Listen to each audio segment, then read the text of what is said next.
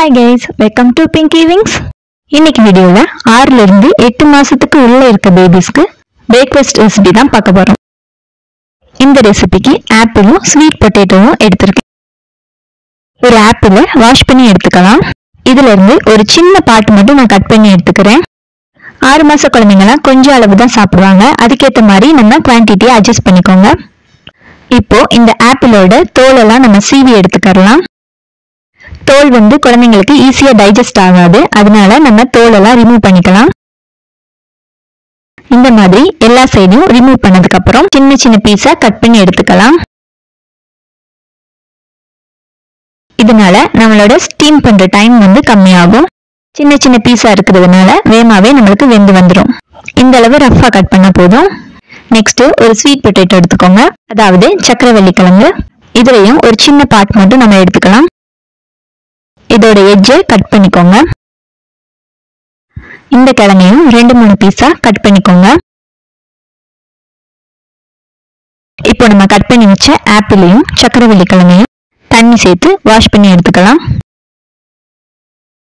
சக்கரவள்ளி கிழங்குல மண்ணு தூசியெல்லாம் இருக்கிறதுனால இந்த ஸ்டெப்பை ஃபாலோ பண்ணிக்கோங்க. நம்ம குழந்தைங்களுக்கு பண்றதுனால எல்லாமே ஹைஜீனிக்கா பண்றது தான் ரொம்ப நல்லது. அதுக்கப்புறமா நம்ம கட் பண்ணி வச்ச ஆப்பிளையும் சக்கரவள்ளி கிழங்கையும் ஸ்டீமர்ல சேர்த்துக்கோங்க.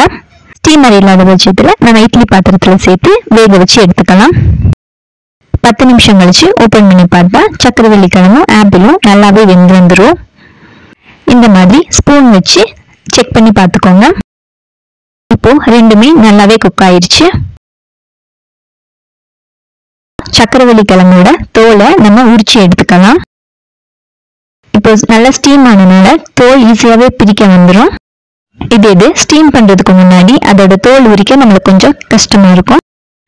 இப்போ ஈஸியாவே தோலை பிரிச்சு எடுத்துக்கலாம். இப்போ ஒரு மிக்சர் ஜார்ல நம்ம ஸ்டீம் பண்ணி வச்ச சக்கரவள்ளி கிழங்கையும் ஆப்பிளையும் சேர்த்துக்கலாம். இதை கொஞ்சம் அரைச்சி எடுத்துக்கலாம்.